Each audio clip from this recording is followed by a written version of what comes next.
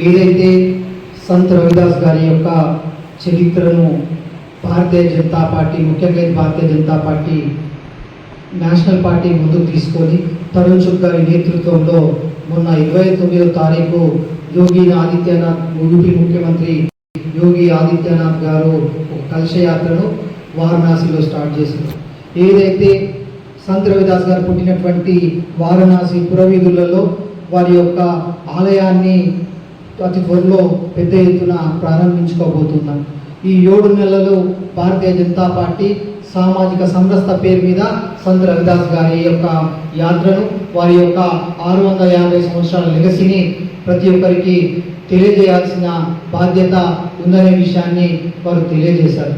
అలాగే ఏదైతే అస్పృశ్యతకు లోనైనటువంటి కులంలో పుట్టినటువంటి సంత్ రవిదాస్ గారు ఒక పరిపూర్ణమైన వ్యక్తిగా అవతరించి అక్కడ అనేక కార్యక్రమాలు నిర్వహించడం జరిగింది. 600 సంవత్సరాల క్రితమే ఈ అస్పృశ్యతకు లోనైనటువంటి సమాజంలో ఒక మహాకవిగా పుట్టి అనేక రచనలు చేసి ఈరోజు పంజాబ్లో కానివ్వండి, ఉత్తరప్రదేశ్లో కానివ్వండి, హిమాచల్ ప్రదేశ్లో కానివ్వండి, అనేక రాష్ట్రాలలో కోట్లాది మంది శిష్యులు ఉన్నటువంటి సంత్ రవిదాస్ గారు. వారు మోచి సమాజంలో పుట్టినటువంటి అతి చిన్న కులంలో పుట్టినటువంటి వ్యక్తి. ఆ రోజుల్లోనే వారికి ఏదైతే మహారాణులు వారి శిష్యరికం తీసుకొని వారి ఆలోచన ధారకు లోనైనటువంటి విషయాన్ని చాలా మందికి తెలియదు. ఏదైతే మనం అంటూ ఉంటాం కులం అనేది గుణంతో ఉంటుంది అనేసి, అలా కాకుండా ఏదైతే సంత్ రవిదాస్ గారి ఆలోచనను ఏదైతే తీసుకొని వారి యొక్క ఆలోచన ధారను ఈ దేశవ్యాప్తంగా తెలియజేయాల్సిన బాధ్యత భారతీయ జనతా పార్టీకి ఉంది.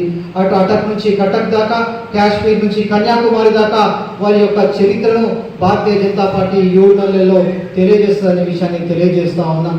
అలాగే ఏదైతే ఈ 7 నెలల్లో సంత్ రవిదాస్ గారి గురించి చెప్పుకుంటూ పోతే దేశంలో, ఈ భారతదేశంలో ఒకవైపు మొఘలుల పరిపాలన, ఒకవైపు అస్పృశ్యత, అంటరానితనం విర్రవీగుతున్నటువంటి 650 సంవత్సరాల క్రితం అప్పుడు ఏదైతే ఒక చేతిలో కత్తిని పట్టుకొని ఇంకో చేతిలో కురాన్ని పట్టుకొని మతం మార్చుకుంటావా అని దళితుల మీద దండయాత్ర మొఘలులు చేస్తూ ఉన్నారు.